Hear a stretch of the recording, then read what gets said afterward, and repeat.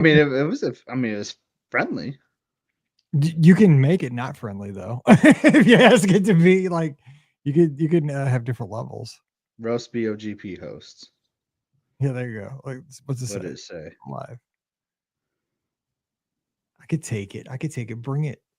Bring it, Geo. Bring it, Chat GPT. Our picture today for the Facebook page is going to be us at a tea party. Mike Rallman could give you turn-by-turn directions through Epcot, blindfolded, backwards, in the rain. But ask him to wrap up a podcast in under an hour. That's the real fantasy. Oh, dude, some of the shows are less than an hour. You I know that was funny. robot. Yeah. You stupid robot. This one's going to be 32 minutes. You dumb robot. Now we're going to be on the street. So here was your roast, Pam. Said Pam has been to more resorts than most people have had hot meals. She can plan a Disney trip in her sleep, which is usually when the rest of us are still paying off our last one. True. What's Ricky's? What's Ricky's? Give us They Ricky's. didn't give me But one for her. I shifted my finance priorities. It just thought that we were the only ones when I asked. Maybe it's because I just put out the Maybe. top three because I was tweeted.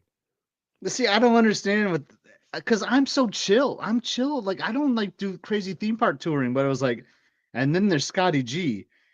Not you, the other Scott. I don't know what that means, but the one who thinks a run Disney race, a barbecue sandwich, and 17 hours of park hopping is a relaxing vacation. No, I don't. That's weird. Well, because I did just say, there was on the listener question show, there was a question from a Scott, and because I was just listening to it because I was trying to get the levels right. Because I got that question was from Steve Hood from back in the day. And the question that I was listening to, and I just kind of went to the middle of the show, was from a Scott, and I said something in the show about the other Scott. So that's probably what it picked up on. I bet you that's where it's from. Yeah, I don't know.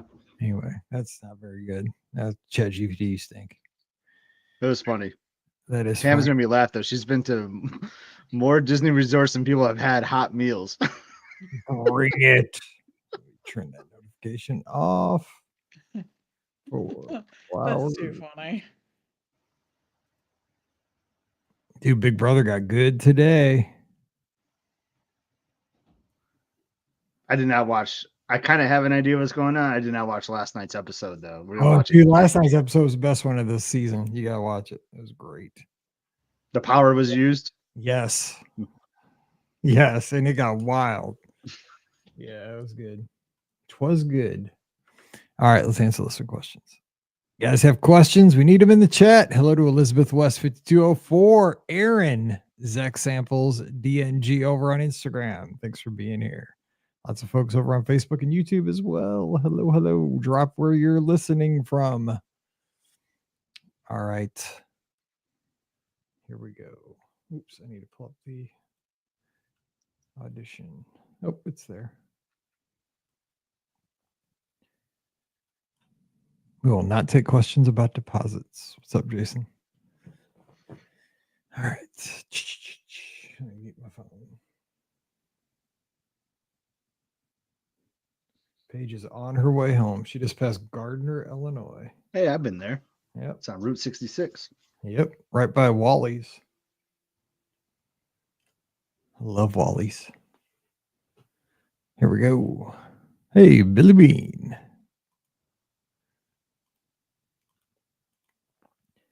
Welcome to episode 2738 of the Be Our Guest Walt Disney World Trip Planning Podcast. I'm your host, Mike Rallman from BeOurGuestPodcast.com and one of the senior agents over at the Magic for Less Travel. Happy Wednesday to you. Hope you're having a great week and welcome back to school for all of our friends down in the South. I know that I saw a lot of folks down in Tennessee, Alabama, Mississippi, Georgia. Back to school week. So if you're one of those teachers or students, make it a great school year. If you're here in the Midwest, hang on for a couple more weeks. And if you're in the Northeast, enjoy. You have another good month or so. So enjoy that. But either way, glad you're here today. We're going to be answering your list of questions, having some fun Disney talk for definitely less than an hour. Chat GPT. Take that. If you were here in the pre-show, you know. But we're going to have a good time talking Disney. We're glad you're here. So joining us, the crew is assembled. Scotty G in the house. You can check him out over at Must See Adventures on YouTube. Scott, what's going on this Wednesday? Happy Wednesday, Mike. Love the listener questions. You know, it's been a chill week so far. My Monday was a little stressful, you know, trying to book a cruise and all that. Hopefully my travel agent was able to handle that for me. But yeah, other than that, it's been a good week so far. If my boy would just have 242.66 in his account, it would all be good. But I don't know what's going on up there. But you know, we'll figure this out someday. We'll get it. Those deposits can be tricky every now and then. But we'll get you on a ship. It might. I don't know if it'll be might be in the dinghy, but we'll get you out to sea somehow. Maybe it won't be in a big old 4A or something, but we'll get maybe we shot to aim too high with that 4A. We might have to look at 11C. We'll see what happens. If you know, you know. All right, Pam Forrester is somebody who definitely knows about all those letters and numbers and all the numerology of Disney Cruise Line ships. She's the co-owner of the Magic for Less Travel. Pam, happy Wednesday. What's up? Happy Wednesday. So I am getting ready to go down to the world soon. You know, because it's just not hot here enough in Pennsylvania, so I want to embrace the hot. That will be Walt Disney World, but yes, we're getting our little last summer hurrah. It has to happen. So what's on the itinerary for the trip? Like, what are you looking forward to? What are you doing? Some different stuff. We are doing the first Mickey's Not So Scary Halloween party. Nice. So we will be there. I didn't realize it was the first. I mean, like I knew which day I wanted to go, not realizing it was the first. So of course it will probably be busy and crazy and you know, all that, but we will do it and embrace it. I'm looking forward to it. Hannah loves the Not So Scary. So we're going to do that. I still keep looking for ways that I might be able to see Starlight without standing on the curb for like an hour and a half or so. And it hasn't appeared yet. So anyways, there's no kind of Starlight dining package, dessert package, Why not? anything like Why that. hasn't there been though? Seriously. I don't know. I really don't know. And maybe they feel like because they have the dessert party for the fireworks. I just don't know. So anyways, and maybe they just haven't figured out where they would put that. And then once they have a preferred viewing area, then the backlash that would happen, it would be a whole thing. So anyways, but I'm really looking forward to it because I did not go down for the preview to see it. So this is my first opportunity and it looks so awesome. Like I've definitely watched some of it, but I'm really looking forward to seeing it in person. And then we're going to meet some friends down there and we're doing some different things. But one of the things that we're doing, Mike, and you're going to like this, haven't been here since probably the last time I was with you, Mike. Maybe Scotty, you were there. We ate at Boat Rights. So we're going to Boat Rides. Yes. Over at Riverside. Yes, we will see what that looks like. But yeah, it's gonna be a much more casual trip. We're you know, focusing on the fun stuff, and the pool is going to be the main focus of the trip, I think. As it should be.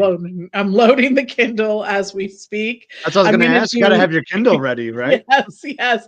Doing both Typhoon Lagoon and Blizzard Beach. In addition, there are some resorts that we still needed for the travel agency needed better video of, better pictures of, in terms of that type of resort. So I will be staying at 5 different resorts. ChatGPT nailed it on yours right there. See, the show might go over an hour, and yes, it got. I know. It's always for the content, right? I mean, yeah, of course, and including a night at the new Fort Wilderness cabins. Oh, I love those cabins. You were like, oh. Hopefully I will be, you know, it'll all be good. My last day at Fort Wilderness in the old cabins was not that great. It was sort of challenging. And not my best Disney stay, but I'm looking forward to the new one. So we'll see. I had a question, and it was actually on the social media. It wasn't sent to the podcast. I don't believe. Actually, maybe it was. It was somewhere. I get lots of questions. Maybe it was over dinner at Texas Roadhouse. I have no idea. I can't remember at this point. If you're staying at the cabins on cash, do you qualify for the extra magic hours, the deluxe extra evening hours? I think you do, right? Because the cabins used to be in the moderate category, like listed on the DTA site. Like they were in the moderates. Like that's where the cabins Right. are. But for some reason, I thought if you were staying in those the new cabins on cash, that they fell because they're DVC, that they're deluxe. Also, there isn't a DVC category. There's a deluxe villa category. But I thought for some reason those did qualify for Well, so that they should, because Yeah. they will be but I believe if you're staying at either one, you'll be able to. Because I thought that was the case, but then I was second guessing myself because the old cabins were like listed with Riverside and French Quarter, and I know it's the very confusing. First of all, why Fort Wilderness ever went to a moderate? Confusing. They are their own category in a lot of ways. Such an outlier anyway. Like Yes, it is. Like they're not really deluxe either. I mean, No, they're 100%, not and they're not really deluxe villa either. They don't have washers and dryers, and they don't have access to a washer and dryer. You don't even get a towel at the pool. Hello. I mean, do you get a washboard? I mean, like to bang your clothes up against, or like, you know, they can take Yes, but you have to pay for hoop-de-doo to get it. So that's the hack. That is the hack. Play some Zydeco music or something. I don't know. Yes, I will tell you, the no towels at the pool, Scotty, was one of the things that sort of set me over the edge, because there's not a note in the cabin that you should take your towel. So you know, like it's spread out. So you could have walked 25 minutes to get there. And then they're like, yeah, no, really. And they're like, no towels. Like, we don't have towels here. I learned the hard way, and it sounds like you did too with that. Oh, yes. Yes. And it was at that point where I said to Steve, I think I'm done here at the Fort Wilderness. I'm going to be moving to another resort. This is a pun intended. I was not a happy camper learning that news. Yes. No, I like literally before the value resorts used to have towels by the pool, they would have a note in the room that said, bring your towel to the pool. Plus you were never more than 5 minutes away from your room, right? Fort Wilderness, where it legit, you can be 25 minutes away. No note in the room, not an advisory, not whatever. And there's something else. This is not Fort Wilderness specific, but I find it a quirk, and I want to see how other people feel about this. So, you know, when you're in your Disney app and you can go to the resort section, right? And it has a little tab there called, let's say, activities or something, when you're in your resort section, right? But you go there and it's always empty. There's never the activities are not listed there, right? The pool activities, the craft activities that they may have, the whatnot. So one of the last times we were at a deluxe villa resort, we actually went to community hall because we were interested in doing one of the activities. And I said to the woman, there was a little listing of what was going to be available for the next few days, the activities. And there were some really cute things, like you could make magnets, you could do some kind of pottery, something or other, whatnot. And so I said to her, hey, is this anywhere other than right here? Is there a listing of this anyway? And she's like, oh, yes, it's in your app. And I said, no. Oh, my friend, it is not in the app. I said, I hope you don't tell other people that. She's like, well, scan that QR code. And where does it go? Oh, it goes to my resort. But there's nothing in that part that like lends itself to there. So the QR code, completely useless. So I use the app probably more than most, as ChatGPT suggests. And it's so weird to me that you cannot find information that should be included in that app. Like, do they not have an intern who can upload like the monthly activities to this? So I know that we've sort of talked about this off camera before, but I wanted to just ask other people if if they've ever found activities listed in this app, because maybe they are at different things, at different resorts and stuff. I'm looking at it right now. It would be great. We're going to go to listener questions, but like, I feel like that's like Alani and Disney Cruise Line, right? How they have all those activities and you can, that's how it should be in the My Disney Experience app, a section like that. Yes. Yeah, I know there's not as many activities, right, on Cruise Line, but they still have a little section like that, right? Yes, it says right now, I'm looking, community hall, there's activities from 10 a.m. to 10 p.m. So list them out. Yeah, that's what I was saying. Like Cruise Line does it so well, so you could just get see it day by day. Yes. highlight things you want to not miss during your stay. Bam, bam, bam. Gives you a little push notification 15 minutes before, 10 minutes before. You can heart things. Yeah. Mhm. Yeah. I mean, There seems to be some, part of this app could be this. And I'm saying it out loud here on the podcast because I love when we talk about something and then it comes true like within the next week. So I'm being hopeful. by the time this publishes, Disney, you have about 36 hours to get this done. Just use the same code you use for the cruise line and Alani app. There you go. maybe Somebody back there has it. Maybe Scott's Cruise will have a deposit on it by Walk the over time to it publishes. cruise line. We'll see. All right. So real quick, one other thing I want to ask you about. I didn't know we were going to go this long about towels and Zydeco music at the campgrounds, but here we are. That's what we do. Buzz Lightyear, Space Ranger Spin, down for an extended refurb, going to bounce back. Where do you rank? I was just thinking about this on the treadmill this morning as I was running away. Where do you put that attraction, like in your,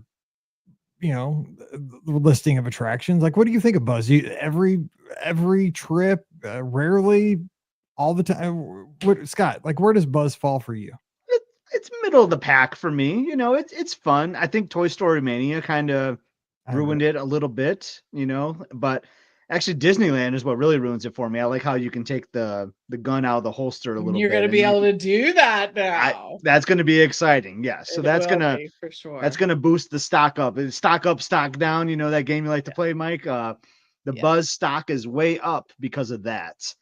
And it just needs some refreshing, right? Like, the queue is really fun, but the animatronics in the queue could just need some zhuzhing, as I know Pam likes to say. So it's well needed, and I'm excited for it because I love Tomorrowland.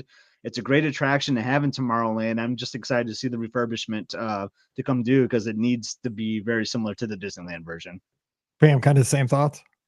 So I will tell you, we probably end up doing it because I get one of the lightning lane there, and it's actually really easy to sort of stick in at different times. You can usually get a Buzz one, so we just get to sort of walk in and experience it, and we do. So we typically end up doing it, and I've always really loved the attraction. It's just being able to lift up the gun is going to make me really, the laser or whatever it is that we're shooting at. But yes, I really think it'll be a plus, and I think that we'll see more people experience it. So hopefully.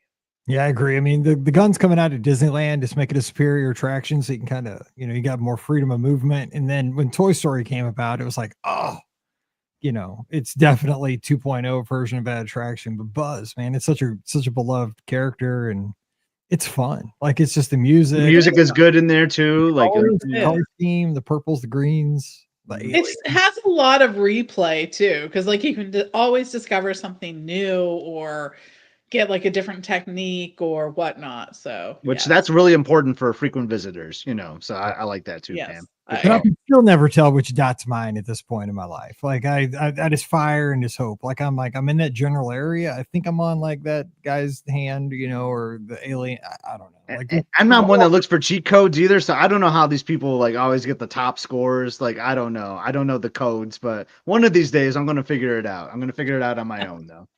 That's right. All right, let's get a question here from Allie in the inbox. She's in this great state of Pennsylvania. Hey there, BOGP crew. I'm headed down to the world in 2 weeks. During our rest day, we want to do a progressive meal on the monorail, an appetizer at one resort, main entree at another, and finish with dessert at the third resort. We don't have any dining reservations for this, so it'll be strictly quick service or lounge locations. We're not big drinkers, so we don't necessarily need to factor in alcoholic beverages into this. However, I have a huge sweet tooth and love pretty much anything with chocolate, so bonus points for chocolatey dessert options. Where would you recommend we go for each course? I love listening to the show and getting a Disney fix between trips. Also love the BOGP community over on the Discord. Oh, hang on. I got to reset. Boom. Thanks for all you do, Allie in Pennsylvania. All right, Allie, we love that you're over there. Thank you so much for the clubhouse shout out. I'm going to take the easy one because you guys are going to get you guys are more of the fancy eaters. The dessert has to finish. It's Steakhouse 71 for the big chocolate cake. I mean, if you like chocolate, that is the best chocolatey dessert on the monorail. The big, huge chocolatey cake. It's not fancy, If you like chocolate, that cake rocks. I mean, it's just my suggestion. So, Pam, ladies first, appetizer, entree, dessert kind of thing, progressive meal on the monorail. What would you say?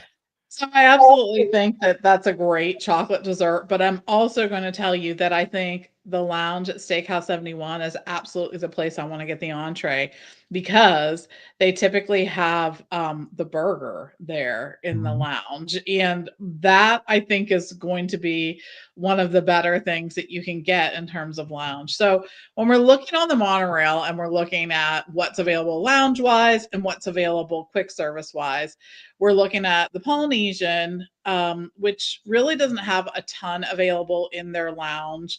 The quick service does have some different options, but I wanted to point that out there. And Trader Sam's, you kind of have to get there and plan and make a day of it because there's going to be a line. And then over at the Grand Floridian, at the Enchanted Rose, they've really removed a lot of the foods that we used to get when we went to the lounge. And they're a lot more just like picking and eating things like that. But I think that Grand Floridian also has probably one of the better quick services when we're thinking about it that's on the monorail too. I'll also say the other thing you can do is from the Contemporary, you can take the boat over to the Wilderness Lodge. So that could open up some possibilities because then you have Geyser Point as well as Roaring Fork. And those are both worthy things too. At the Contemporary, there is Steakhouse 71 Lounge, and then there's also the Contempo Cafe. So I think that I'm trying to think where we are, but I do like if you really like chocolate, I think that that's a good choice, the Steakhouse 71 for that. I probably would do Geyser Point if you're not going to do Steakhouse 71 for your main entree because they have some great choices there. They have another good burger, right? It comes with the berry on it. It's yummy. But they also have Is that bison burger? I've never had. yes, Oh, yes. bison burger is really good there. See, I So don't know. Like, does bison taste like beef? I mean, I've yeah. never. It's like freaks me It's out. just a leaner form. Yeah. Hmm. So, it does for sure. So that would give you some more options there. I don't know, Scotty, what do you think? Yeah, I like it. I was just in my mind reminiscing, Pam. Remember when we did this when Disney offered this, and Oh, that you was did so that? What was fun. like highway? It was Highway in the Sky or Highway in something. the It sky, was and we so did this. good. Oh my gosh, it was like such a limited time event, and I was so glad that we did it. So I I know. I was wish thinking they'd bring like that back. for an appetizer, I was thinking the Polynesian. Like I don't know if you like sushi at all, but I was thinking that like Idea. I had to pull up some menus, like the Kona Island, like right out there at the monorail. I thought they had more options. They only have 2 sushi rolls that they offer, just a spicy tuna and a California roll. Because I thought, like, oh yeah, you can quick go over there and hang out. There's only 2 options there, so maybe go to Kona Cafe. They have more sushi options there and some other appetizers options there too. So I think that'd be a cool place. I think to get your appetizer. And then, I mean, Pam just gave up lots of great options. I like the idea of taking the boat over the Geyser Point was something I was really thinking too, to kind of expand your progressive meal there too. Just monorail is great too, but why not do a boat? And when we did the Highway in the Sky, the monorail went down, and we took a boat that day too. So why not? Just why not do it? So I like the idea of boating over the Geyser Point as well. I love this idea. You're gonna have a terrific time doing it. Yeah, Yeah, I there's mean, so much to see at each resort. Like, there just really is. I love this idea. Yeah, I mean, make a night out of it. All right, Andrew's got a question, which I believe Andrew just had emergency surgery last week, so hopefully he's recovering well. I saw that. Will Disney ever put another show in Disneyland's Magic Eye 3D Theater in Tomorrowland? What do we think? I Hmm. mean, there's always room for it, right? I mean, you never know. There's Well, always there's a the room lot for of, possibilities. and I've seen speculation. I mean, again, speculation again online. There's always speculation online, especially Twitter and Facebook and stuff. But I guess there's that Fantastic Four movie out now, and I guess it kind of has a Tomorrowland-ish setting in the movie. It's got, I guess it's got a kind of the same. Maybe it's that like retro. It's like that 1960s kind of futurism. I don't know. I was reading Yeah. what people were saying, and they're saying how like that would be fit for like a Tomorrowland refurb at Disneyland, where because it has kind of those like robots of like the 60s kind of look. They're talking about maybe doing something with it. I don't know. Who knows? I'm just now getting into Disneyland out there, so I like it how it is. But yeah, I mean, I hate seeing empty buildings. So who knows? Is that where? I Yeah, know. back in the day, I mean, I saw the old like. Remember when? This guy, we've been doing the show too long, but like back when we first started the show, they sold those tins of DVDs. Remember, like you could buy that was like 100%. Yes. I have some of them they're downstairs. like I won't get rid of them. yeah, like Disney Treasures or something like that. Mhm. And I bought those things and was watching, old Disneyland stuff, which I hadn't even been out there at that point. And they were showing, stuff from Disneyland out there. And it was just amazing to see, like those old like Circle-Rama movies and stuff like that. Oh man, I'd have loved to seen that stuff.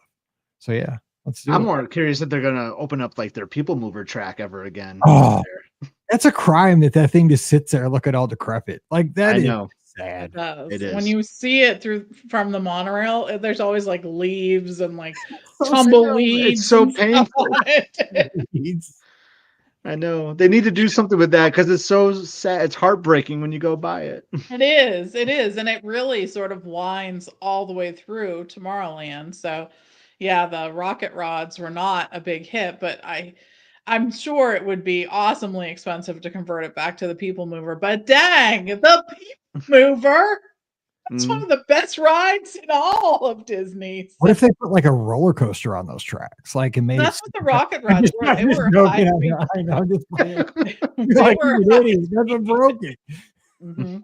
What an idiot. That would totally break 100%. it again. All right, Jacqueline's got a question. Everybody's like, he's an idiot. What's he saying? Jacqueline's got, when do cruise itineraries come out for Christmas 2026? Interested booking large extended family, all first timers. Any tips? Love the podcast. Thanks. Again, we're trying to manifest things here. Yeah, right. I know those are long overdue right now. Well, we're hoping soon. Mhm. I mean, it's got to be pretty soon.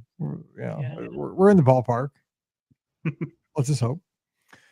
Yeah, soon. So let's talk. It should be here rather soon. But let's talk. So first timers, and we're gonna kind of let me just give you a hint on Friday's topic. While you're here, it's time for training camp, people. If you know, like football teams, we're all in training camp. My daughter, she's a cheerleader. They're going through training camp for the cheerleaders, getting ready for football season. Jamboree happens in a couple of weeks. Everything's starting fall sports. We're putting you as the Disney fan through your training camp. We're getting you ready for your next Disney trip. What do you need to do to prepare? So on Friday, we're going to talk about all the things you need to get ready for your next cruise, your next Walt Disney World trip, Disneyland trip. But as first timers for cruise, first timers specifically, you're going to have a few things, right? You're going to want to get comfortable with you got it. Because if you've cruised a few times, like we have, you already have like your documentation. Like you probably have a folder. Like, I mean, I don't know like what you guys have.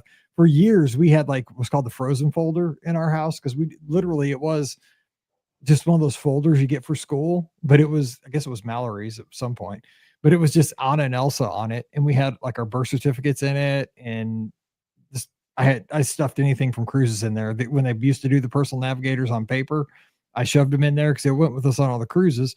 And it was all cruise papers. And it was our frozen folder that we took on all the cruises. Now we have like a fireproof little. I miss those. I miss the personal navigators, the paper ones. Good. They're so good. But like, if you're going on a first time, you got to start to like put that frozen folder, whatever in quotes together. You got to have your documentation together. You got to, assemble things that are unique to cruising, stuff you're going to take where you might not take on land, maybe seasickness medicine if you're worried about that, or talking to your doctor. So we'll talk about that on Friday. But Pam, what else real quick do you think you might want to think about? Like we're talking about December 2026 cruising, especially large group. What would you kind of get rolling with that? So I think, we usually see cruise itineraries being released about 12 to 15 months in advance. That's like a ballpark. And they are released sort of in blocks. So there'll be, a block of cruises released at that time. One of the things that you're going to want to do is you're going to want to have a sense of when your possible dates are and what your possible destinations are. Are you looking for just one of the regular itineraries? Are you looking for a special itinerary? What are the dates that you can go? How many nights do you want to cruise? Where do you want to cruise from? Because those are the things you're going to want to nail down. The other thing that's important to note too is that cruises are typically the best price you're going to see soon after they're released. The earlier that you can book, the better, because Disney Cruise Line does what is called sort of tiered pricing. And that means they start at the lowest price and then move up as more people book into them. As the number of staterooms available decreases, the price also increases. So you're always better off booking as early as you can, because you have the best availability of dates and staterooms and pricing. So that's three big reasons.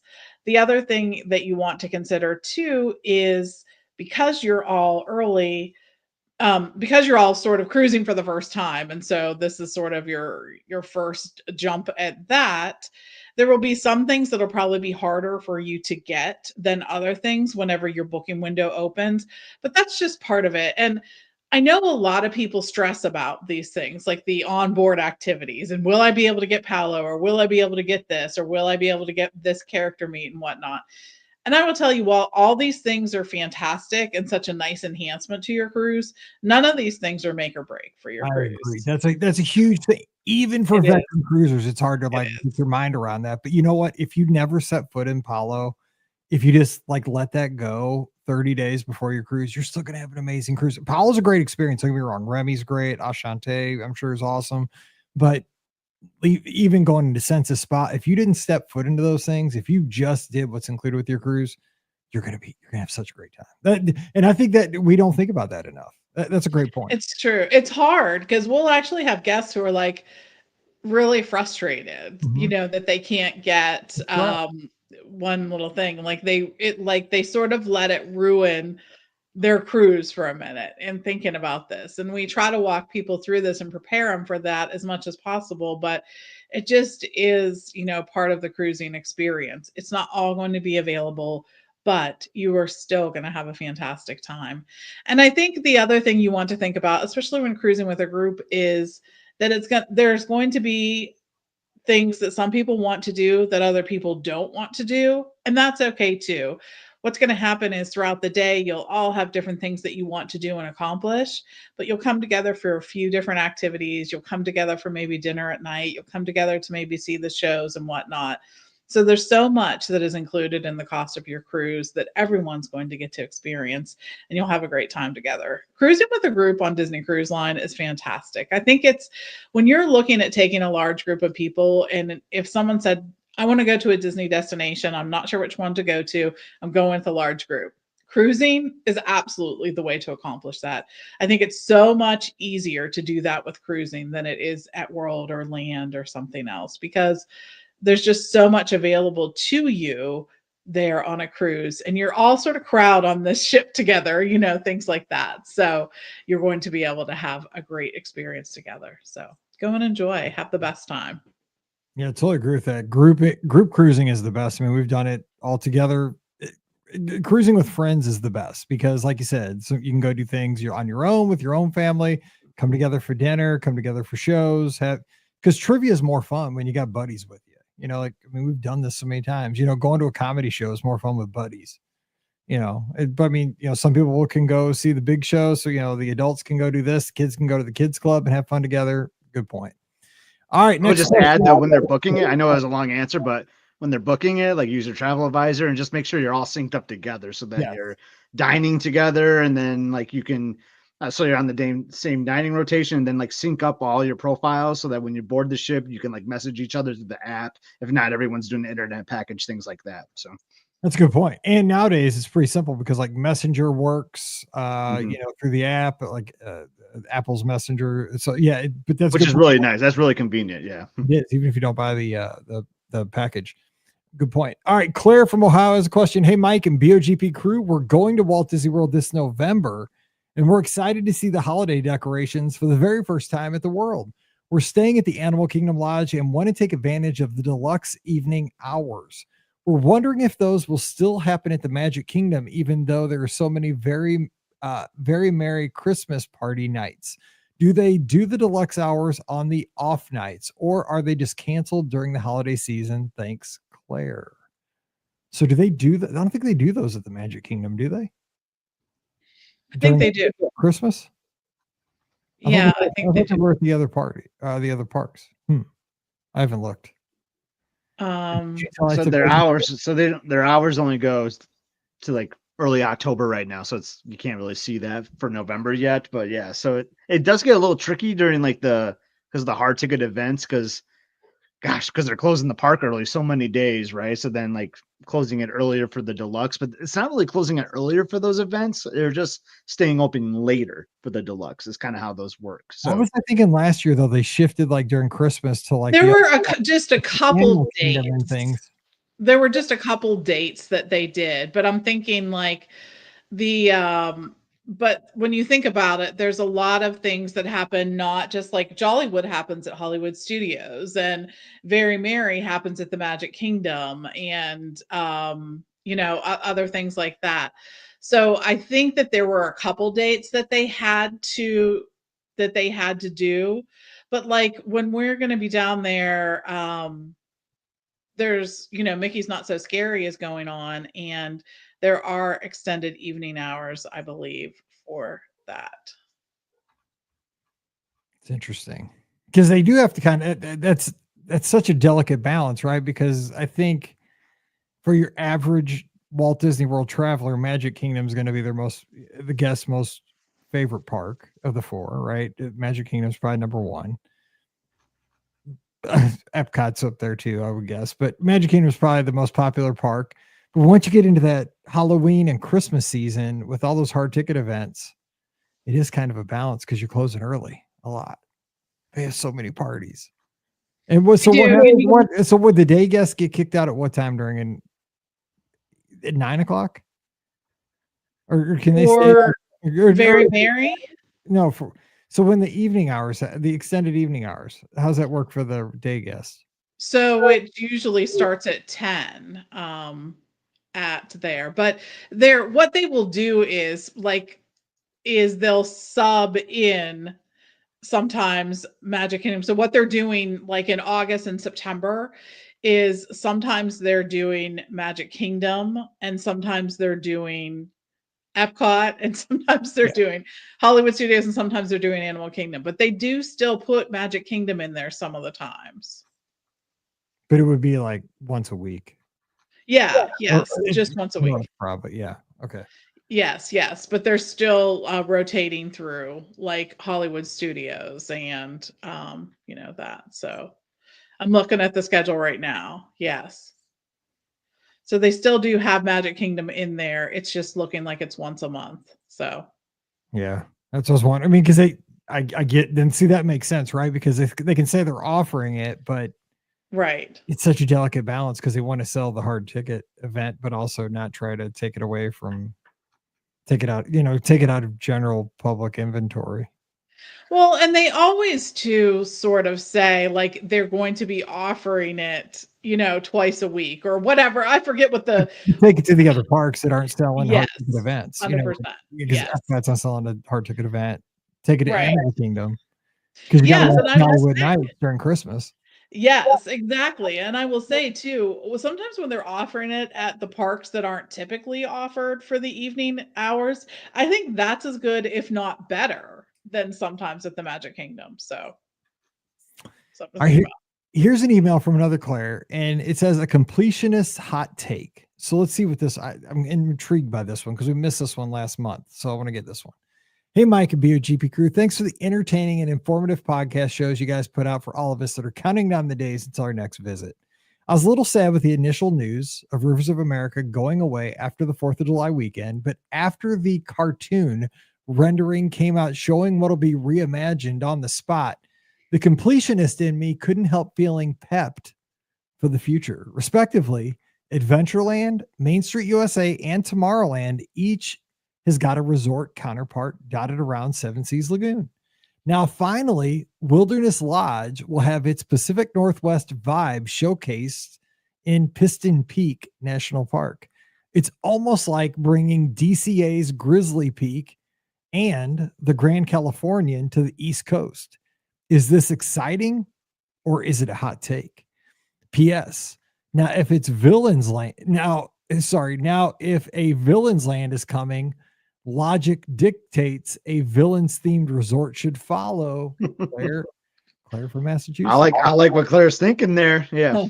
I agree. So I mean, she's being logical though, right? Because the Grand Floridians, Main Street USA, the Polynesians, Adventureland, the Contemporaries, Tomorrowland, they all associate with the land in the Magic Kingdom. So Piston Peak is going to be Wilderness Lodge, I guess. Makes sense. I see that. The continuity. I mean, what do we think?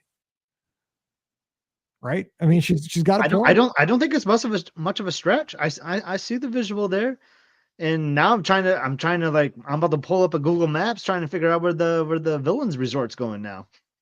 Right? Oh my gosh, if they had that, I know that people would love that. I don't know whether I often wonder if they should do like another art of animation sort of type hotel, but in like have sections like the villains and the princesses and the, you know what I mean, sort of go along with that. I don't know that there would be enough for a villain resort, so to speak, but maybe, something new like that. So I like it too. I think it's fun. Well, I mean, I guess they're not all represented, right? There's not a Fantasyland represented in Seven Seas Lagoon. And there's not Frontierland. So I guess Villains Land wouldn't have to have a resort. But there are, I mean, every resort does have representation in the Magic Kingdom. It's out there. I know, but we can just talk about it and just make the villains. Yeah, right. You guys are just villains. You guys just want that Villains Land hotel. Yeah, exactly. I do like what Pam's saying too, like with because that would be kind of like a Pop Century kind of art of animation vibe, right? Or All Stars, where you have like the villain section and the princesses. That's good. And maybe like once a day at the pool, there's like this battle, right, between the princesses and the villains or something. That would be fun. I want them to lean into the rooms a little more too, like to have it be sort of to have it be sort of like the story kind of rooms that they call them. So yeah. Missed that a little bit. I think a villains resort though would have to be kind of like out by it couldn't be on Seven Seas Lagoon. That's too fancy. Like the villains would have to be on the outskirts. Like I think you would have to keep the villains. I don't even know why my brain works like this. Why would the villains have to be like by the All Stars? Like I was thinking about Animal Kingdom, yeah. Or that, like they got to be like they're like there's in my head there's like the layers of like an onion, like they have to be like at least 3 layers away from Mickey Mouse or something. I don't know. Like they can't be. Got to keep them a little bit. Can't be too close to the castle. Like you got to be way out there. Like you got to be out by the McDonald's or something. I don't know. Like why am I thinking? You're thinking they're going to be like a value. That's what I'm saying. Exactly. You just nailed it right on the head. Boom. Just cut to the core. Maybe a value plus. I don't know. Yes, exactly. Yep. Served with a side of French fries right there on Osceola Parkway. Yeah. Yes. Anyway, well, that's about it for today. We're not going an hour. I promise you that. Maybe the McDonald's should be themed like that. Like Jafar, you walk in there and Jafar takes an order or something. Right. Yes. Well, there'd be a whole new line of like Mick items, Yes. Yes. Yes. The poisoned Big Mac. Which I mean, sometimes it is. That's what I was about to say. Around here, if you go through Burger King, the one Hades Nuggets. Yes, there you go. Yes, revenge.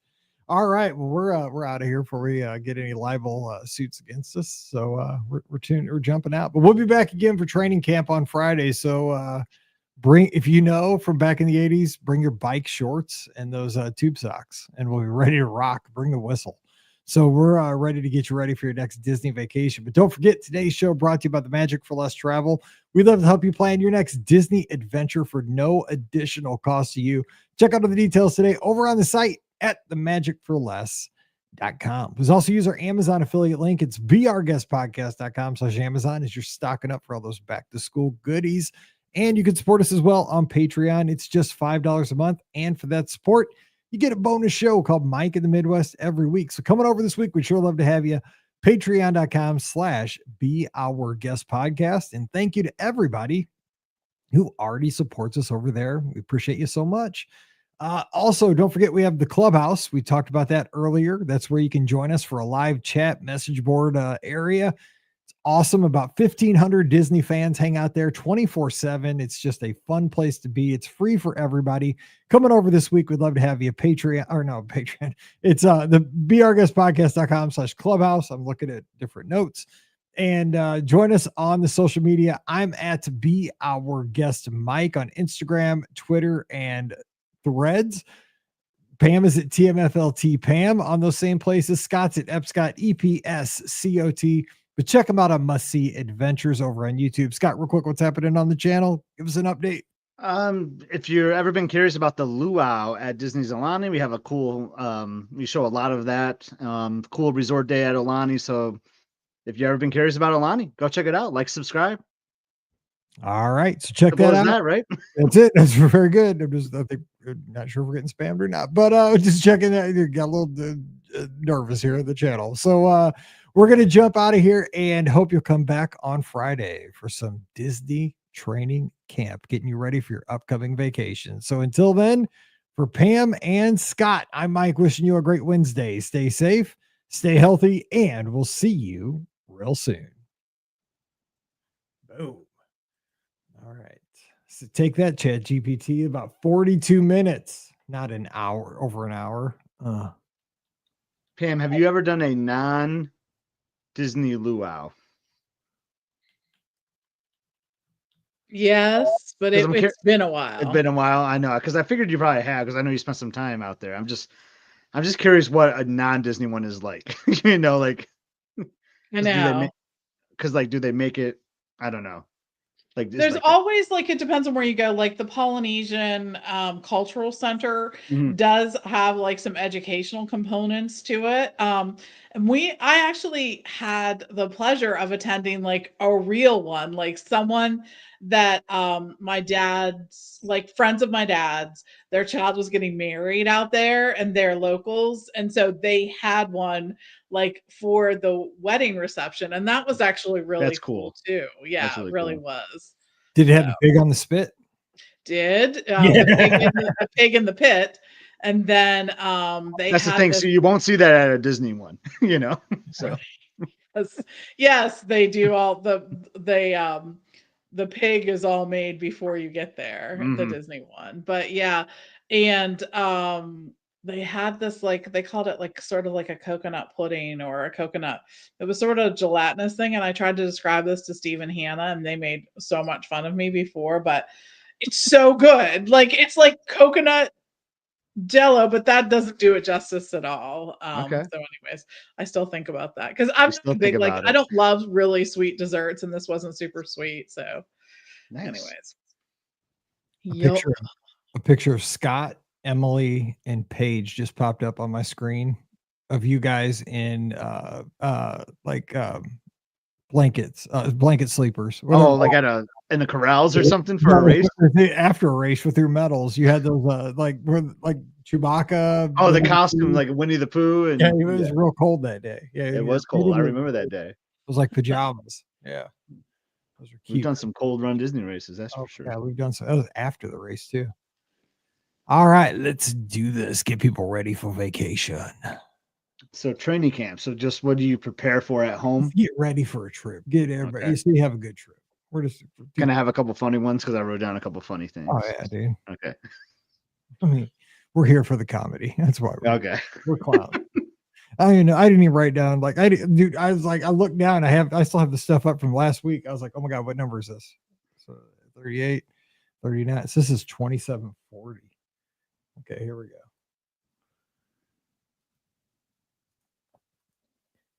Welcome to episode 2740 of the Be Our Guest Walt Disney World Trip Planning Podcast. I'm your host, Mike Rallman from BeOurGuestPodcast.com. and one of the senior agents over at the Magic for Less Travel. Happy Friday to you here in the podcast studios in lovely Weldon Spring, Missouri. Got the bike shorts on, the tube socks, and the whistle around my neck. It's training camp for all of us Disney fans. You better be ready. We're getting you ready for your next Disney vacation today. That's right. All the football teams out on the gridiron, putting in 2-a-days. Actually, probably not. You can't do that anymore. Used to be able to do that in the 80s and the 90s. Now you just got to take it so easy. A little bit of walkthroughs. Let's watch some film. Let's do a little, it's kind of soft nowadays, but yeah, they're still out there getting a little bit ready. We're going to get you ready for your Disney vacation.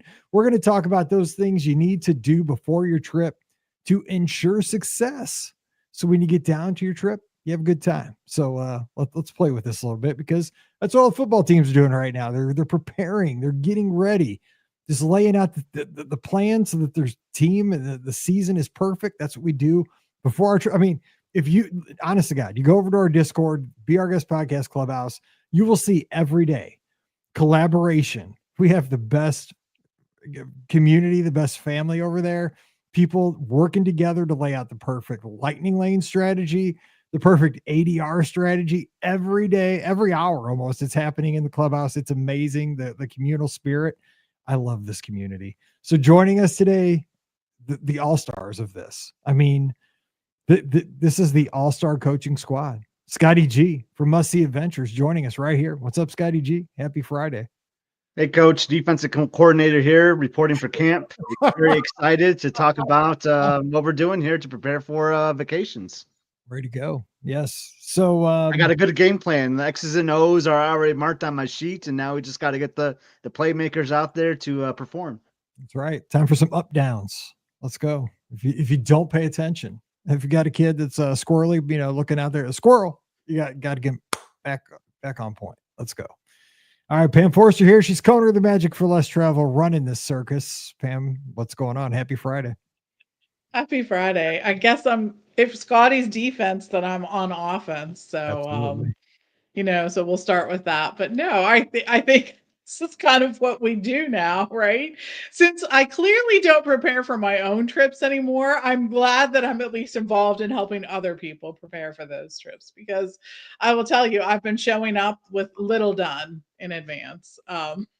Rolling in sort of by the skin of my teeth, doing everything that I tell everybody else not to do. So, well, little behind the scenes here, we always try to make the show seasonal and to try and to tie into current events. So this is a thinly, veiled, theme here to kind of make it fun for everybody, which we're going to do today. That's what we're doing, but informational so that you can be ready for your trip. And that's kind of what we do. It's a super stretch. It's a super stretch. Exactly. Do what we say, not what we do. Exactly. I'll be the special teams coordinator today. We'll see what happens. Good. Do a little punting, a little kickoffs, and maybe some kick returns. Who knows? So first thing I was going to throw out there is a tip, and this could go for, especially the land vacations, Disneyland, Walt Disney World, but, cruises, sometimes you go on port adventures. I'm not kidding. You do have to kind of take your physical fitness into account. If you're going to go to Walt Disney World, especially during the summer, but any time of the year, but especially when it's warm, I would encourage you to, get up off the couch and maybe go for a walk or two before you go on vacation, because when you go to Walt Disney World, especially, you're going to put in a few miles on your feet, just getting from the front, getting off the bus at Epcot, walking back to the backside of World Showcase. That's a good mile and back. I mean, you're going to probably walk, I would say, a minimum of 5 miles a day, maybe upwards of 10 miles a day on a vacation. And you take that times a week, you could surprisingly put in 50 to 70 miles on your feet. And if you're somebody who works in an office and is not used to getting around much, I don't say you got to get out and train for a marathon or anything, but just, getting around, walking in your neighborhood after dinner, maybe a month, 2 months before your trip,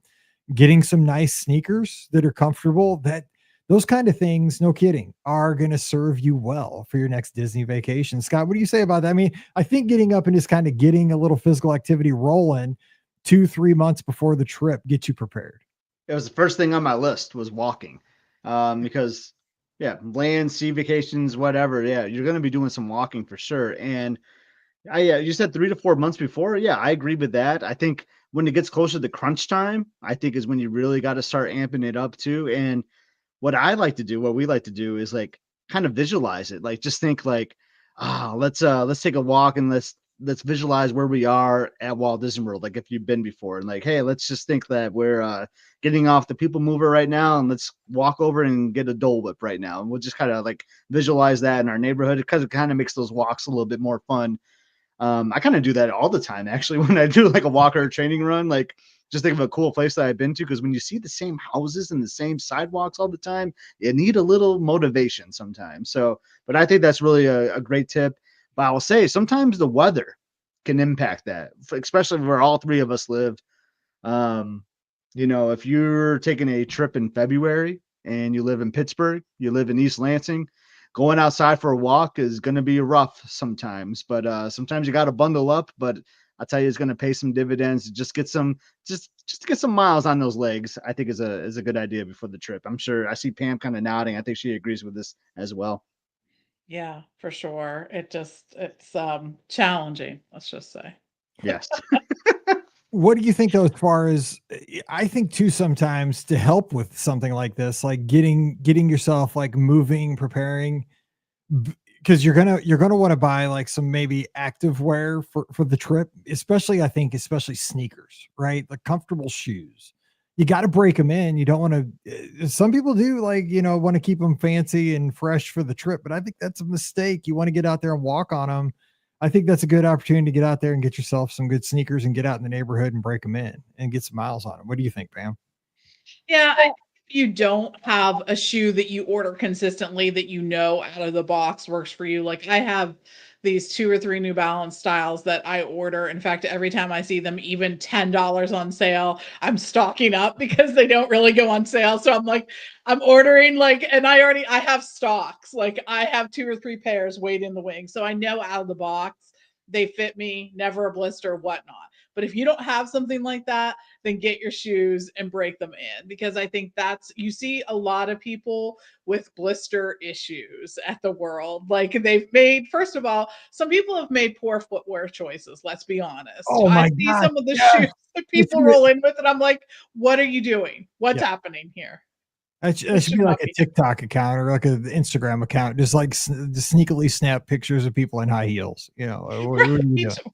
Or other just bad shoe choices. Like I've definitely seen people in UGG like slippers. And again, I'm like, it's 100. First of all, it's the summer. I can't imagine what But those you look so smell cute. like. But you look Oh, so cute, and your little piggies are so warm. They're so snug. yes. I would be mad if I were staying in that same room with that person, because when they take those off at night, that's not smelling good. Yes. That's not going to be a good situation. But anyways, Today's vocabulary word is pungent. that's right. But just bad shoe choices and like a lot of slip-ons and things like that. Again, I don't know. Maybe it's just my stage in life, but as you get older, the plantar fasciitis is real. A shoe that you have to grip all day with your toes is not going to be kind to you. Certain flip-flops I can do, but there are certain ones that are just like, you look at them and you're like, how is it even comfortable? Like that's sliding off of your foot. So anyway, some real shoe choices there that you need to make. I agree. Like I'm not. We will not go the whole show on this, but I see people like We could. we could, because I see people deep like in Epcot, right? I mean, like in Germany. Like, I mean, you're way back there at that point.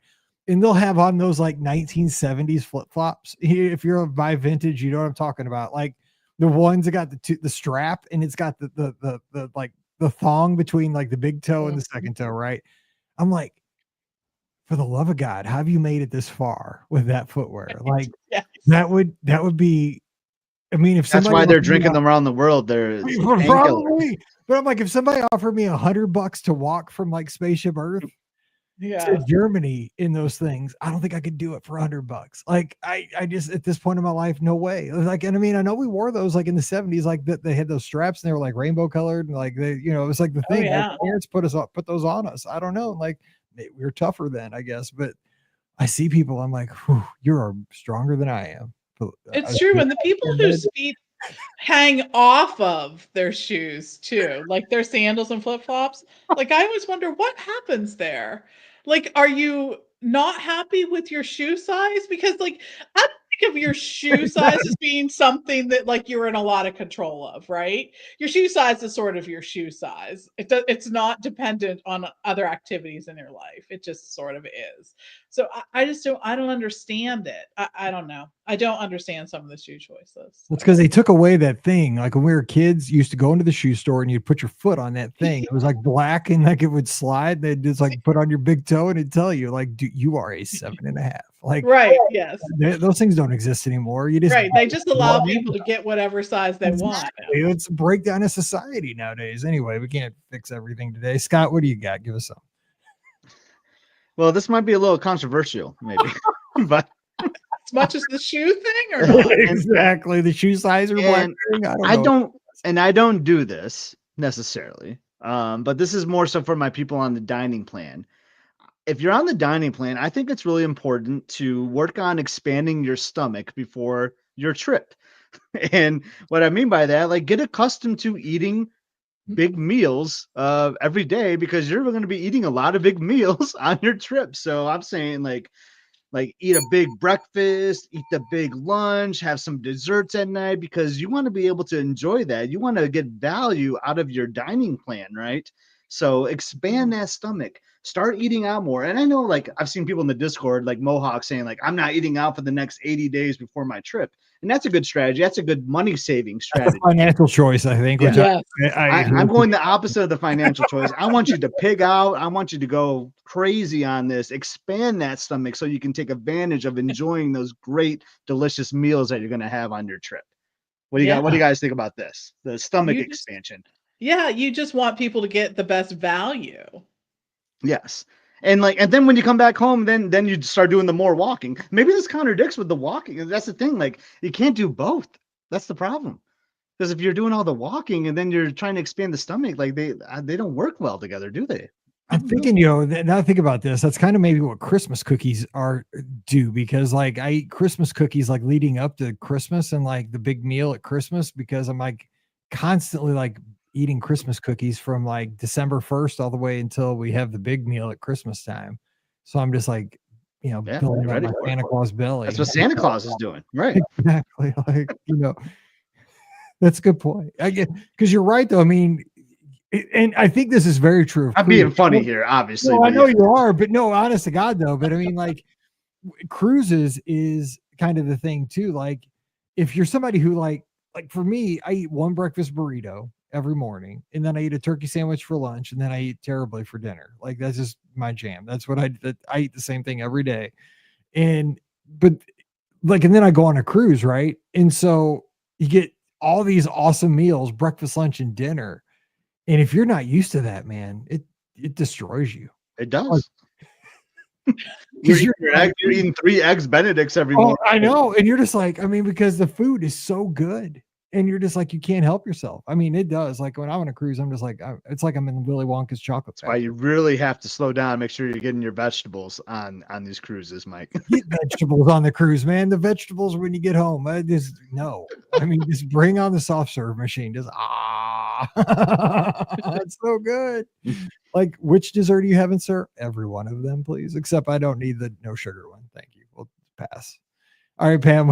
I like that though, because you know what, and that's why we go to Dairy Queen every Friday and Saturday nights. We're ready for that.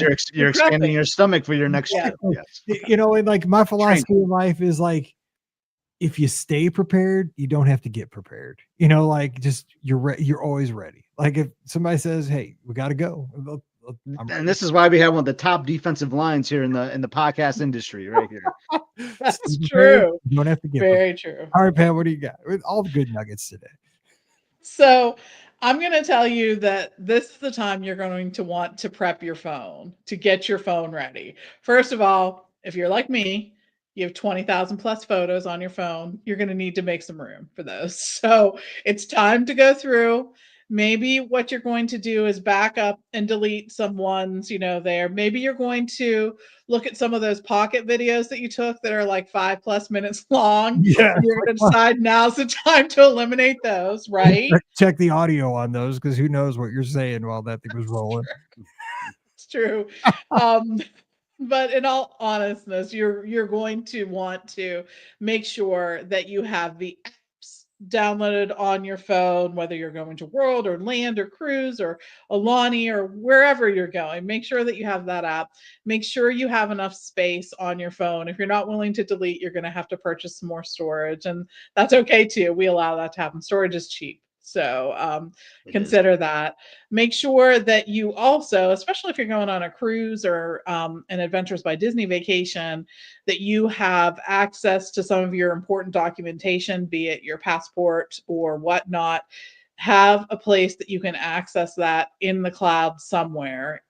God forbid something were to happen and you would lose one of those, at least having a picture of it is really helpful to help, during that time. And you might as well go ahead and put your driver's license up there too, because that would help you if you were to lose your driver's license and are flying home or driving home or whatnot.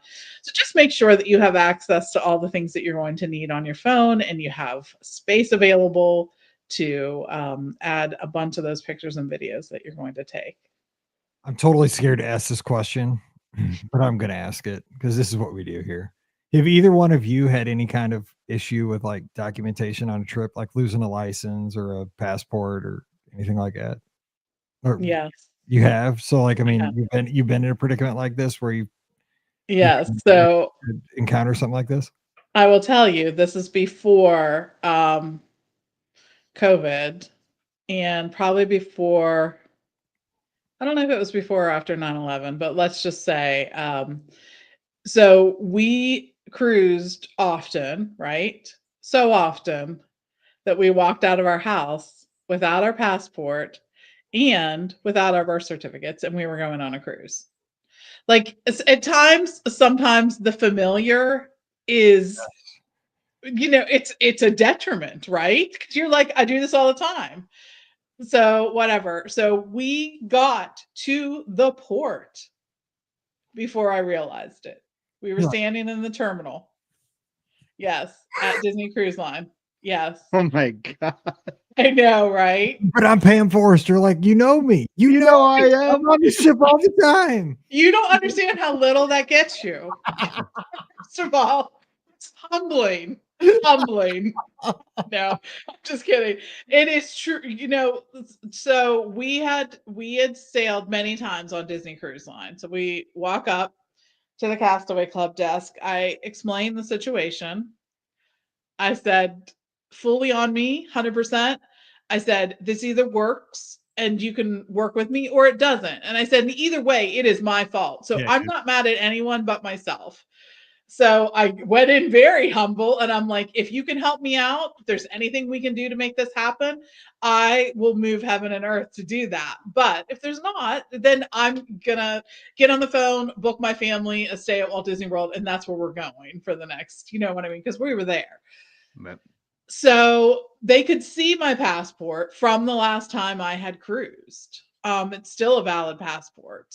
And so what I did was they asked if there was a neighbor that could go and get a copy of this and send it to me. And that's what happened. A neighbor went into my house and faxed. This is how far back it was. yeah, I Fax. wouldn't. How could it? I couldn't have a neighbor that would have a key or access to my. The neighbor came down the chimney and Yeah, there we go. basically. committed a felony like a Santa Claus, but it was all good. Oh, that's Yeah, awesome. so we did that, and that's what happened. And in the end, that like having cruised before and having done that saved me. That probably would not work today. Yes, I doubt Just that would, yeah. no, right.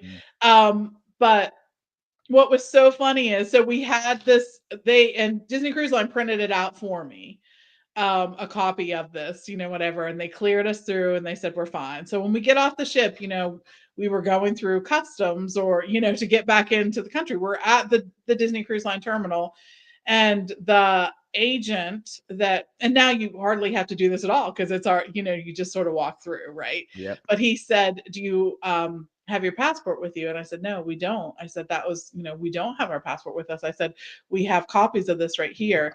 And so he looked at it all and handed us a piece of paper that basically said you need to get passports. And he said, I'm going to advise that you get passports in the future. And I wanted to be like, dude, You are holding a copy of them right now, like literally holding a copy. I mean, I know that you want to scold me, and you can, Yes. but to tell me that your advice is that I should get passports when you're holding it, like, okay, sure, that's what we'll do, sir. We're gonna get on it now. But like, so, anyways, in the end, but it did work out. But yeah, my heart stopped. My heart stopped. I'm Wow, just like, that's stressful. I cannot believe that we did this. But anyways, Disney Cruise Line was great, and they said you would not even believe the people that show up without any documentations. Oh my gosh, that just made me get a cold sweat because like it's I just like, know, right? it's just Me like you get somewhere like and you just like when you have that feeling like, oh my god, where's my phone or where's my keys? But Yeah, that's the ultimate like, oh my It's the god, where's worst. my passport? it was. It was totally the worst.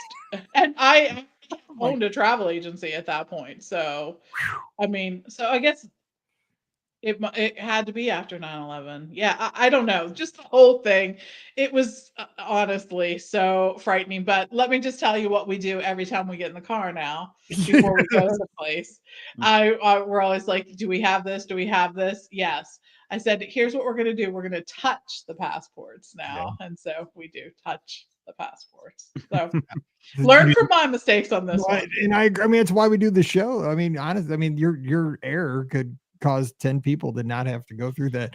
I mean, seriously, dude, I hope I'm so. not kidding. I got a cold sweat just listening to your story. I know. I hope, and that's why when you've ever booked with us, you know that we send a couple Hounding you. different recommendations about your passport for your cruise, because we want you to, even if you have passports, we want you to go and look at the expiration date, because they should be valid for at least 6 months after you travel too. And we've had guests who say, "I know you sent me that email to go check my expiration date. I thought I knew what it was, so I didn't do it. And now I found out it has expired." I'm like, "Oh." So, anyways. That'd be stocked down if you get there and you have an expired passport. It's true. It God, have is. you had anything like that? Hopefully not. I've kind of did. I went Oh my god, to you guys killing me. I went to TSA and they asked for my ID, and I didn't have it. I didn't have my ID. And this is actually the one time I flew out of Lansing, because there was actually a flight to Orlando out of Lansing the one time. And I learned that they will just play like 20 questions with you, kind of. They'll just ask you a bunch of questions because they have your photo and stuff. So I just answered like 5 or 6 questions about me. Apparently they knew stuff about me, and then they just let me go through. And then and I was like, well, how am I gonna rent the car and all this stuff? Because like the car rental was in my name. I got through this piece. Like, are they gonna let me through like in Orlando? Like Lansing is such a small airport. And then like, so I'm still like freaking out, and like I'm asking my in-laws, like, can you guys drive and like go into our house and find my ID? Maybe I could still get it. And then like I'd look in my bag, and like it was buried in my bag somewhere. It just like it like slid out somewhere. So like that was like the only like little like scare I had, but it worked out for me. But So it I'm was gonna no be it was no passport thing. I didn't like get all the way to the cruise terminal. Right? Like, oh my gosh, I man, know. I was sweating when you told that story, even though it was That's what I'm years saying, ago. dude. I'm putting all kinds of content warnings on this show because this is going to give like our type A listeners, they're going to freak out when they listen to this Like show. this is like a great training camp examples right here. Truly, I know. And I love, at some place now, when I ask Chat GPT about myself, it'll bring up this, that I own a travel agency and I've done this. But I'm just being honest. Yes, Like, it I'm was a truly just being honest. great real life scenario for Done sure. it. Been there. For the record, don't ask Chat GPT to roast you because it will. But we're fine with that. We know we brought it on ourselves. Okay, so we're kind of piggybacking on yours. Mine was going to be well, I'll save that one. Mine is before your trip. Also, I say to triage your technology bag, and I don't know if you guys bring a technology bag like besides your luggage, but I have like it's my laptop bag, and for me as the dad of the family, like I also have to make sure that I'm the walking power bank guy for the whole family. So I got to make sure not only do I have my like rechargeable batteries for my phone charged, but I have to have enough that'll supply the other 3 members of my traveling party because I will inevitably I nurse my electronics pretty well, where Mallory especially will leave the house like when we're going to the airport with her phone at like 28%, which I don't understand. Like we're getting ready for a full day of travel, right? At like, 7 o'clock in the morning. Did you not have your phone plugged in all night? Like, and were you not like having it plugged in all the way until we leave the house? Like, we're going to be in the air. We're going to be in airports. We're going to be traveling all day. How are you leaving the phone with 28%? Like, it's going to be a full day of travel. And did you not have two other batteries? Because I mean, everybody in the family, I buy her a new external battery every year. It's like a stocking stuffer because they're always cheap on Amazon, right? I mean, because the kid, she needs them. It's like she has a full day of school, then she cheerleads. I mean, it's like the magnetic thing. Wonk, you put it on the back of your phone. Nope, she thinks they're disposable. Like you use them one time and then you don't recharge them. Like, no, they only work if you recharge that. It's a whole thing.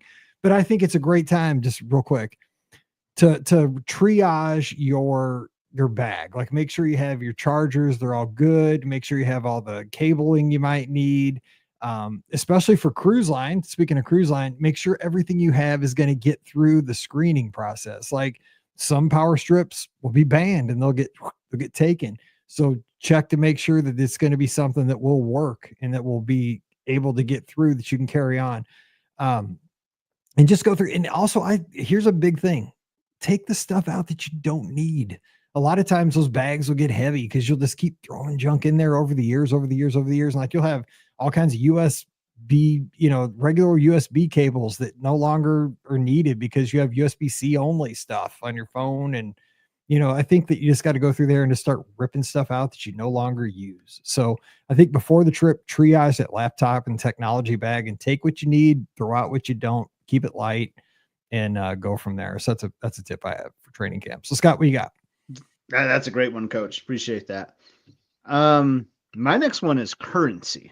Like to have some cash money on me when I travel, and sometimes I'm bad about this, and I don't even follow this practice. So I'm glad we're having this conversation today, because I will forget. I will forget to go to my credit union or go to the ATM, because sometimes I want smaller bills, so then I'll go to the credit union and like all I'm getting are 20s, and sometimes I want 5s and 10s. So I think it's really good. Maybe like a week before, just go to your credit union or your bank and just get some cash. I know cash can be risky sometimes because if you lose it, boom, it's gone. So in today's world, you can use your credit cards, Apple Pay for most everything. But I like to give gratuities for those that are given like a service on the cruise line, like especially on cruise line. I like to give a little extra a lot of times on those envelopes, or someone handles your bag at Bell Services. Like, it's really embarrassing for me personally, like if I don't have something to give them. So like I like to just make sure I have a good amount of cash on me.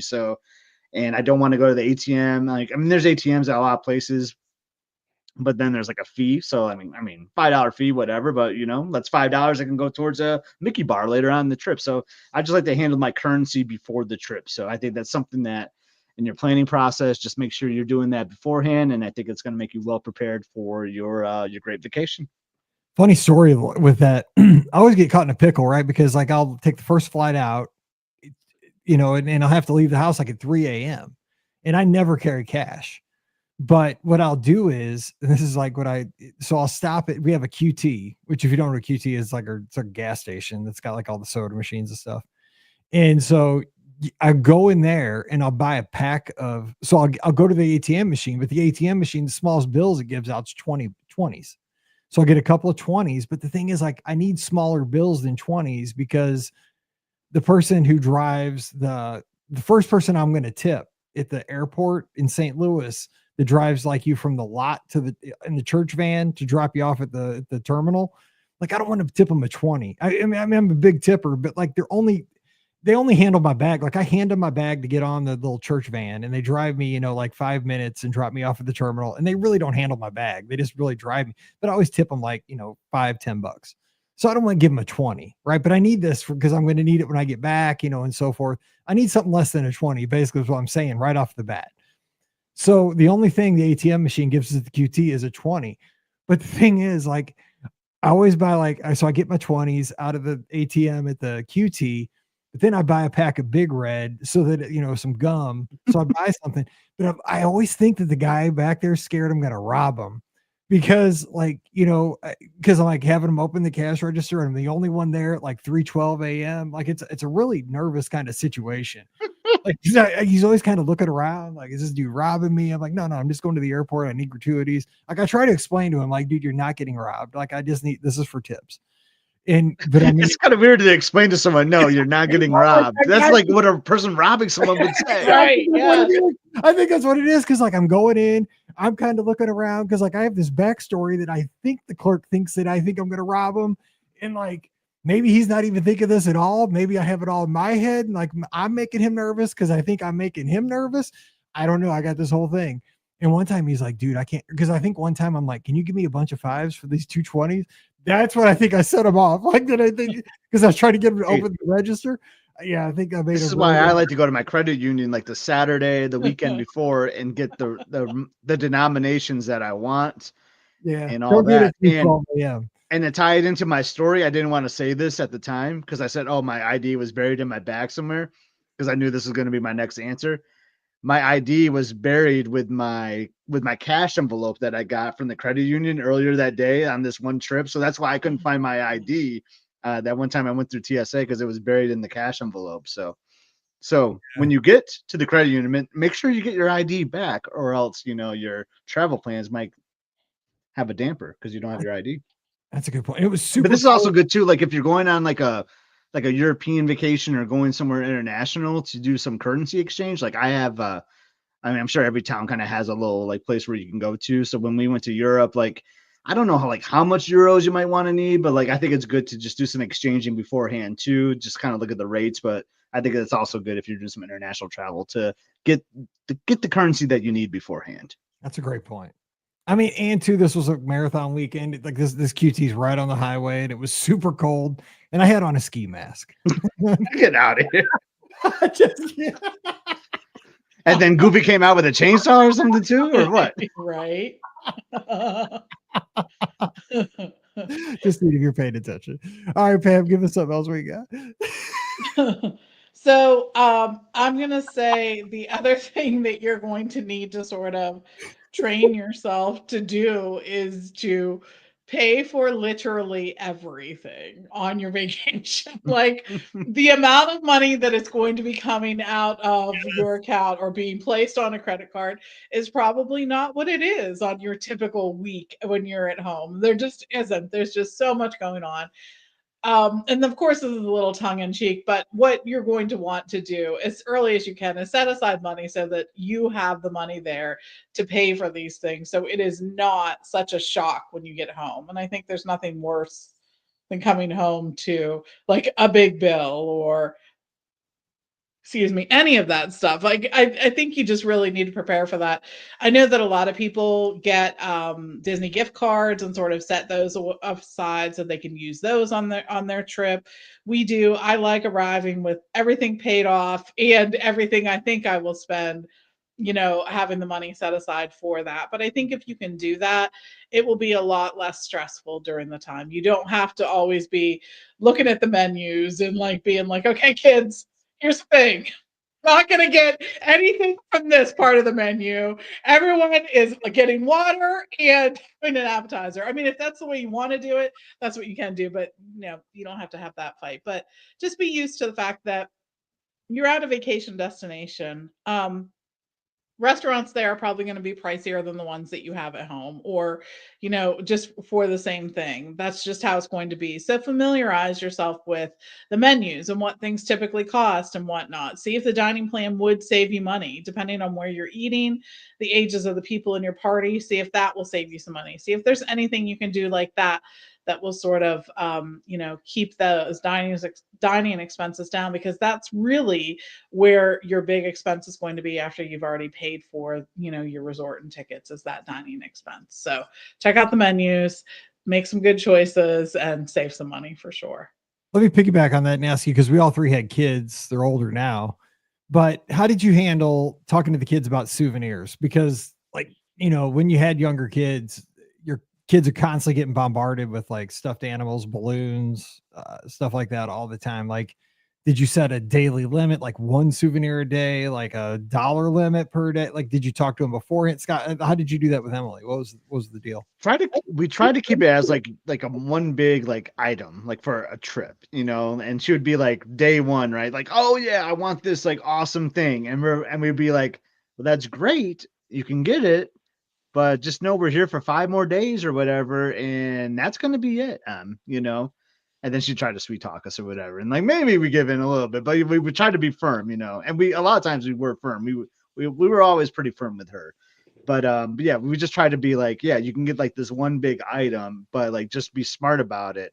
Think about it towards like the middle to the end of the trip. Don't try to get the first thing that you would see. So we tried to limit to like one big souvenir for her. Trying to talk about that in the pre-trip, like before you went, like, okay, when we get down there, let's go. There was just something that came up when you got there, like Kind of like when we came up there, or like on the flight down, kind of a thing, and like sometimes too, like that was kind of like in the early days, was like 3, 4, 5, 6, and then eventually kind of came to like, all right, here's a $50 gift card. Yeah, that's exactly. Use it like how you want to spend it. If you want to get like a couple stuffed animals and a shirt, well, that probably wouldn't work these days, but maybe a couple trips that would work. But it started getting to like, here's a gift card for you. And then sometimes like my parents would give her a gift card before a trip or something too. So then she would accumulate all these gift cards, and then that would be really nice for her if she had a little more spending money. But then we just kind of budgeted her that way, just with a gift card.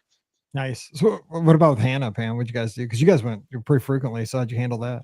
Yeah, so usually like she had some money maybe that she had been saving when she was younger, or worked for as she got older, or would get money, from relatives or whatnot when we were traveling. And we did very much the same. Like when they're younger, I think you really do have to guide them, because you're going to be in the resort about 0.5 seconds, and they're going to have picked out something that they want to spend their money on. And it's probably not going to be the best choice, I will say. They're going to play for it for about 15 minutes and then move, you know what I mean? Going to be disappointed the whole rest of the week, and you're going to have to hear about it. So I think when they're younger, there's a lot of guidance in that space. And there were some things that we were like, yeah, you can buy that, but it's not coming home with you. Like that's not coming into my house. If it's like, I love it. That's cold. It's just not. And then as they get older, I think that's it's a good natural consequence kind of thing. Like, you spent your money on this, whatever it is, insert, this thing, and it wasn't a quality product. Wasn't a good choice, that. But then, I think that gives them a little bit of the freedom. And I think that there's always going to be some wins and some loses and some losses in this area. But I think as they get older, giving them the freedom to sort of choose it's a good skill to have. It teaches you some budgeting. It teaches you some, maybe looking for what is going to be a better value, what is going to be something that you're going to use instead of that immediate gratification kind of thing. That's hard to resist, I think, even as an adult sometimes. So yeah, that's what we did. Yeah, as I recall, like with Paige, especially like, when this was before Mallory, like we told her she could get one thing at the she got one thing per park, like one souvenir to represent per park, because we'd be there for like 10 days. So we go to, this is the Ultimate Park Hopper days. So we'd be, at the Magic Kingdom 4 or 5 times, Animal Kingdom 3 times, Magic Studios 4 or 5 times. So like she didn't get on the first day, the second day. She could if she wanted to, but that was that park was dead once she got, like, she wouldn't get anything else at that park.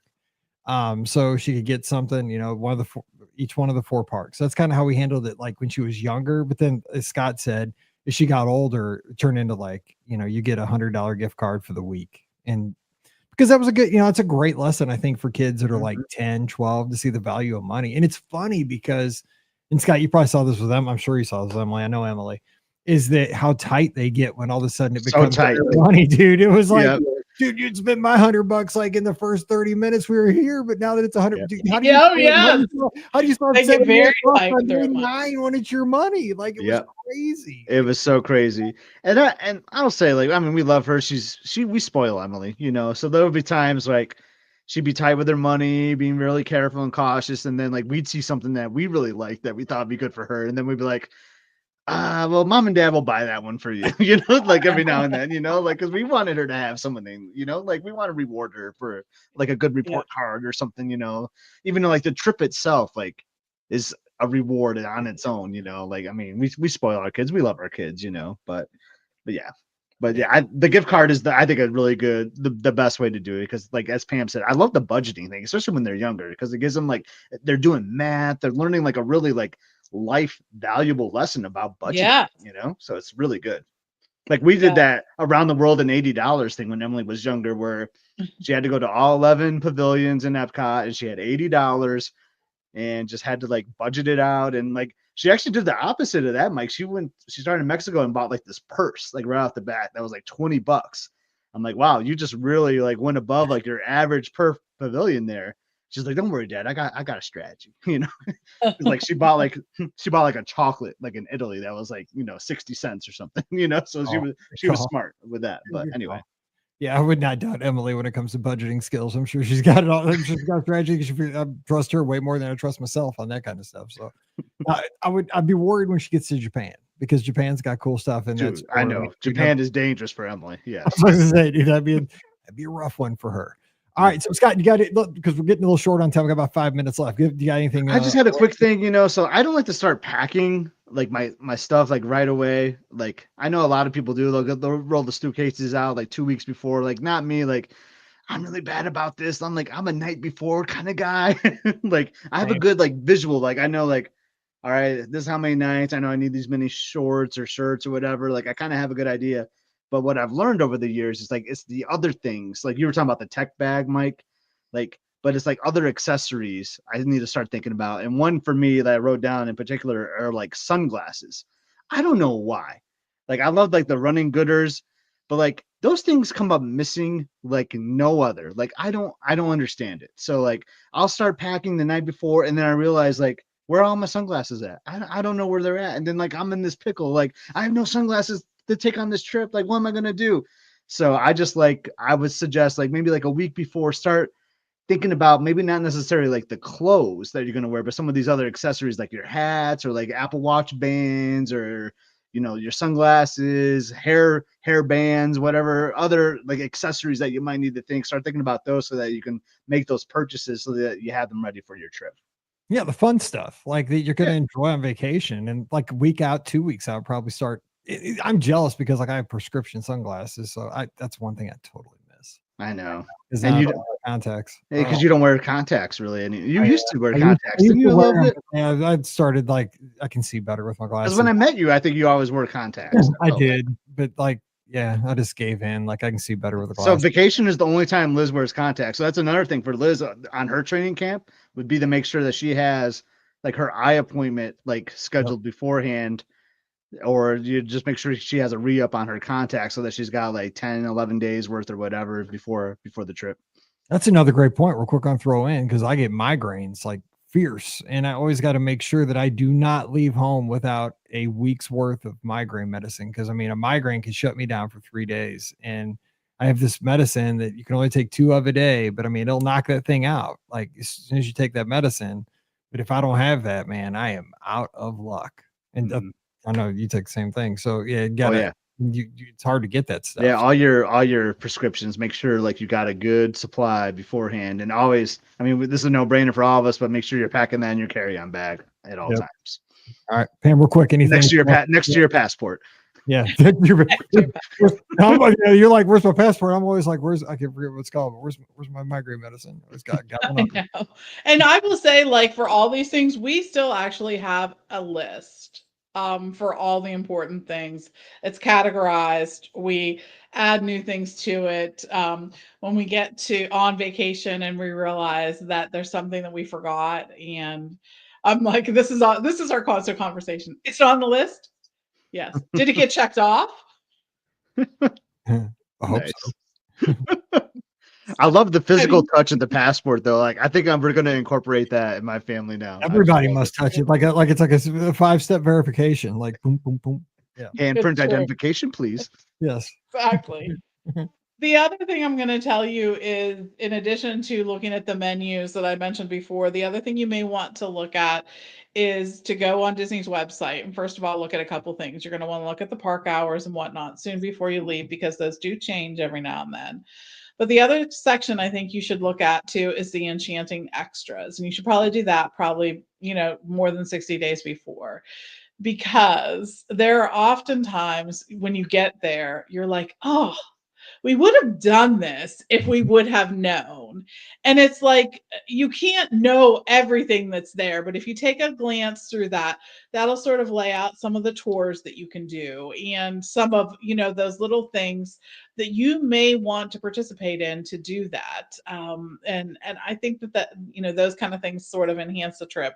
So maybe you're looking at a dessert party, or maybe you're looking at that. There is the volume of information on a Disney vacation is huge. You could read and read and read and read, and there would still be something that you probably just don't know that much about.